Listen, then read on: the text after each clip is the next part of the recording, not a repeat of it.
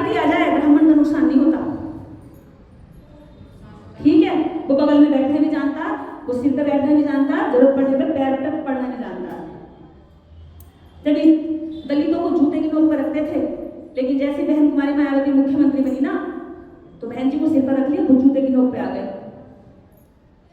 और जूते की नोक पे जाकर आज उन्होंने अपनी जूते की नोक पर रख दिया, पार्टी खत्म करने की पूरी साजिश रच रहे हैं। हाँ, और हम नहीं जी, एक ही नेता रहेगा, उसी की पीठ पे रहेंगे, उसी से लाठी डंडा खाएंगे, मर जाएंगे, मट्टी में ढक जाएंगे, लेकिन बुद्धि लगा करके अपने लिए रास्ता नहीं खोलेंगे और उसको तानाशाह बना देंगे इतना बुरा कि वो मारे कूटे कुछ भी करे, विरोध नहीं करेंगे गलत चीजों का, क्योंकि विरोध करना तो सिखाया नहीं ना हमें, ना हमारे नेताओं ने सिखाया। सामाजिक आदमी सिखाता है तो वो सबकी आंखों में भटकता है कि ये क्यों सिखा रहा है, क्यों बोलना बता रहा है। राजनीतिक पार्टियां आती रहेंगी, जाती रहेंगी, लेकिन समाज यही रहेगा। आप में से कोई किसी राजनीतिक पार्टी का नेता हो सकता है, मैं किसी राजनीतिक पार्टी की नेता हो सकती हूँ, लेकिन मेरा समाज मेरे लिए सबसे पहले होना चाहिए, सामाजिक मुद्दे पहले होने चाहिए।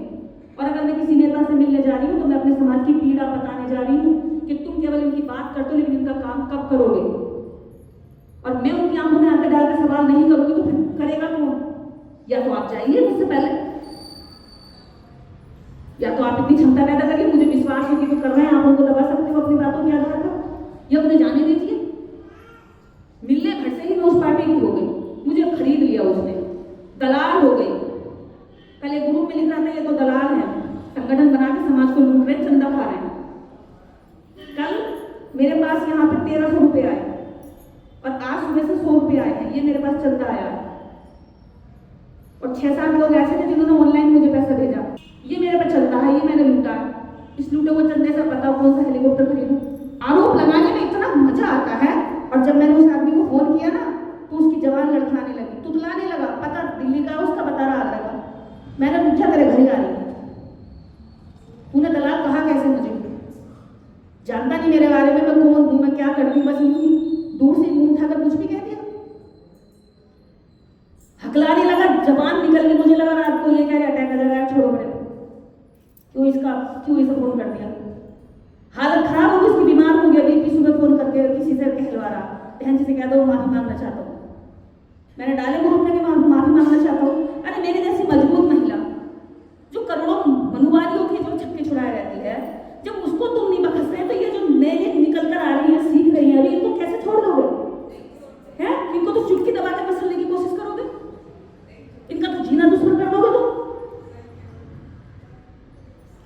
बाहर के दुश्मनों से लड़ रहे हैं, घर के दुश्मन इतने खतरनाक है कि अपना चोला पहन करके बहन बेटियों को भेड़िया बनकर नोचने के लिए तैयार रहते हैं।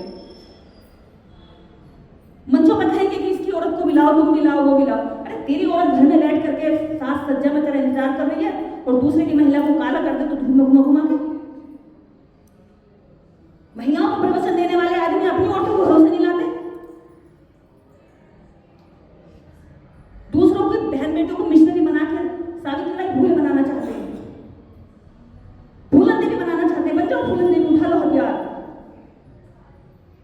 लेकिन अपने घर की महिला को क्या बनाना चाहते हैं?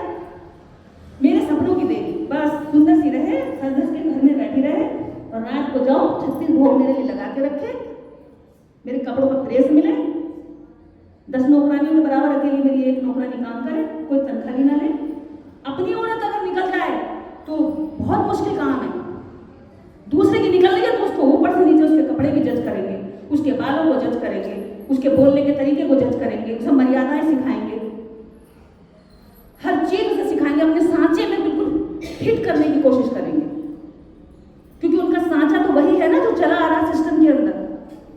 तो मैं ऐसे लोगों से कह देना चाहती हूँ कि पहले तो एक चीज याद रखो, अगर बहुत बेहतर कर सकते हो तो करके दिखाओ, और अगर कोई काम कर रहा है तो उसमें कमियां निकालने से पहले अपना कुछ बेहतर का एग्जाम्पल लेके चलना, वरना मेरे और मेरे जैसी महिलाओं से तो बच के ही रहना, बच के ही रहना। हाँ, मेरे पास मैं वो नहीं हूं कि मैं आंखें बंद करके कहूँ जी बस जो है समाधि में बैठी रहूं। तीसरी आंख भी खुली हुई है मेरी, ये दिमाग की। मैं आदमी को पहचानने की भी क्षमता रखती हूँ।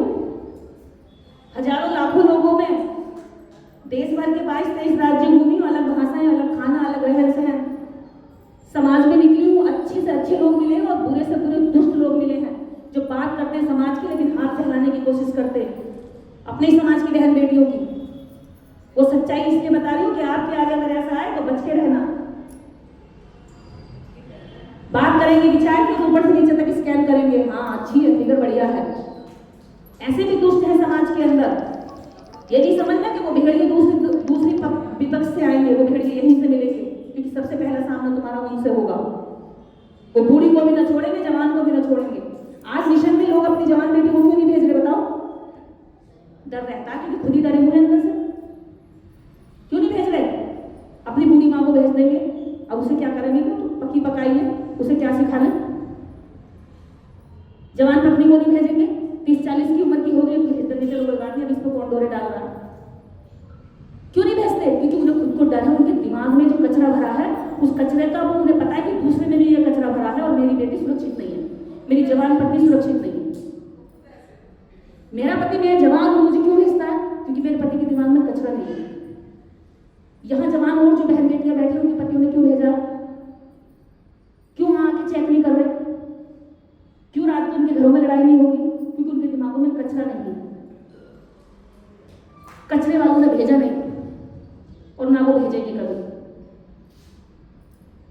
हर जगह हम देखते हैं हमारे मिशन के जितने भी कार्यक्रम होते हैं उनमें बुजुर्ग मिलते हैं, इधर भी थके बैठे, इधर भी थके बैठे। अरे इनको क्या चलाएं, क्या रेस लगवाएं? इनसे दौड़ चल रही है विचारों की, भाग की, एनर्जी की, और हमें थके बूढ़े हाथ लगते हैं।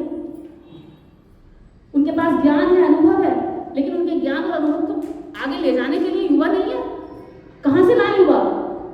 लोग समझते हैं बहन बेटी हो तुम तो घर में रहो, तुम्हारी माँ चली जाएगी, बहू से लेंगे तू घर में, मम्मी चली जाएगी, सास चली जाएगी, क्योंकि वेस्ट मटेरियल समझते हैं घर का उसे। लड़के को कहेंगे तू मत जा, बंद कर ले दरवाजा, पिताजी चले जाएंगे, कोने में पड़े पड़े ही तो कर रहे हैं, इनका क्या काम है? बोलिए, अपना ज्ञान यहाँ दे रहे हैं, जाके वहां पे लोगों को पकाएंगे। ये हमारी सोच है और हम लड़ रहे हैं उनसे। उनकी महिला अगर कलश यात्रा में भी जाती है, अगर कीर्तन जागरण भजन में भी जाती है, तो अपने दूध हुए बालक को भी गोदी में लेके जाती है कि ये भजन सीखेगा और गाएगा। अंधे को आंख दे, कोढ़ी को काया। तुम्हारा बच्चा क्या गाएगा? तुम्हारा तो बच्चे नहीं है। एक भाई साहब है, बच्चे अपने लेकर आए, एक दो लोग हैं जो लेकर आए, तुम्हारा बच्चा क्या गाएगा? उसे तो कुछ पता ही नहीं है। तुमने तो और बेकार कर दिया ना। अब उसको अंधे को आंख दे, कोढ़ी को काया मिल रहा है, ना अब डॉक्टर अम्बेडकर का चमत्कार मिल रहा। वो तो बेचारा बीच का लटका हुआ पेंडुलम रह गया, ना वो उधर का रहा ना वो इधर का रहा, ना वो देवी देवताओं की पूजा कर सकता ना वो बुद्ध की कर सकता, क्योंकि आपने तो दोनों संस्कारों से वंचित कर दिया। और जब बच्चे में संस्कार नहीं, जानवर है, आपकी भी नहीं मानेगा, जंगली हो जाएगा। क्यों बनाया गया नियम कानून? इंसान को काबू में रखने के लिए बनाया गया। कभी उठने नहीं दिया, बोलने नहीं दिया, सर नहीं उठाने दिया, सवाल नहीं करने दिया। अगर 25 चौका 150 के हिसाब से इन्हें ब्याज लगाया, 25 चौका 150 के हिसाब से इन्होंने ब्याज दिया। ओम प्रकाश वाल्मीकि के पिता 25 चौका 150 के हिसाब से ब्याज देते थे। और जब उनसे उनको स्कूल पढ़ने भेजे, जब वो 7वीं क्लास में थे और उनसे कल स्कूल में उन्हें 25 चौका 100 का जो है पहाड़ा पढ़ाया गया, और उनके पिताजी 25 चौका 150 के हिसाब से जमींदार को ब्याज देते थे। तो बेटा बोला पापा 25 चौका 150 गलत है, 25 चौका तो 100 होता है, हमें कल मास्टर ने पढ़ाया। शायद इस बात को आप महसूस कर सकें कि कितना बड़ा जोखिम है। रात दिन मुझे कितनी गालियां आती हैं। मनुवादी मुझे कभी मेरे नाम से नहीं पुकारते, भीमती, नीलटी, राक्षसी, दुसाचनी, पिशाचनी, धर्म विरोधी, ये मेरे नाम है। अभी मेरा बच्चा जन्मा नहीं है, मुझे पहले से उसके लिए बददुआएं भेजी जा रही हैं। नाक को पैदा करेगी, सपोला पैदा करेगी, अपने जैसा दुष्ट पैदा करेगी, धर्म विरोधी पैदा करेगी, तेरे जैसा नीलता होगा, भीमता होगा, सपोला होगा। अरे जाने क्या, मैं तो भूल भी गई हूँ कितने सारे नामों से पुकारते हैं। तो ये जो काम हम कर रहे हैं ये कोई आसान काम नहीं।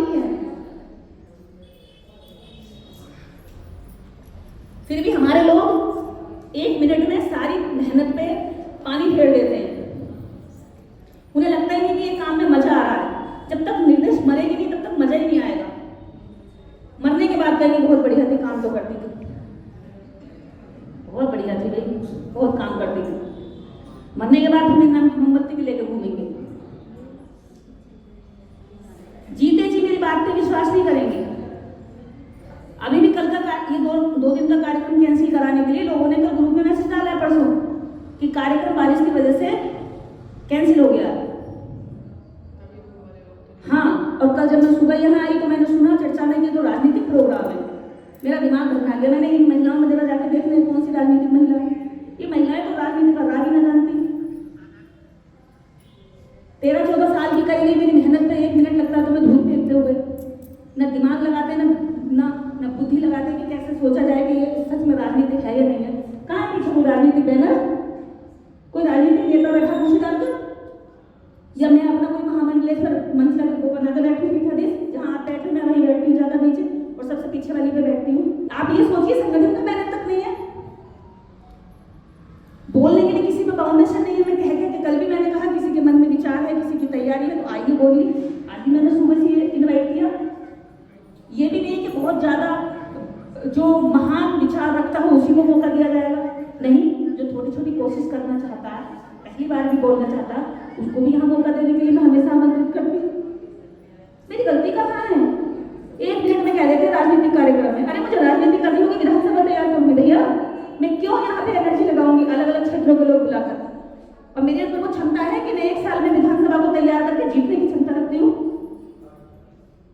इतना मगज नहीं हम आदमी में जाकर वोटर पे न मारूंगी, उसको पट्टी पढ़ाऊंगी। लेकिन लोगों के दिमाग में कुछ मूर्ख कहते हैं और कुछ धूर्त उसको मान लेते हैं। मैं तो उन दोनों को टोली यही कहूंगी, मूर्ख और धूर्तों की टोली है, कहने वाले की और मानने वाले की। किसी नेता से मिल जाए भैया, उससे मिल जाए हे भाई, मैं सामाजिक हूँ, मुझसे हर पार्टी का नेता मिलना चाहता है। और जब मैं उनके पास जाऊंगी नहीं, उनसे अपने समाज की बात नहीं रखूंगी, मेरे समाज का काम कैसे होगा? मैं तो योगी से मिलूंगी, मोदी से मिलूंगी, बहन जी से मिलूंगी, हर राजनीतिक पार्टी से मिलूंगी, क्योंकि लोकतंत्र में आप हमेशा एक सत्ता में नहीं रह सकते।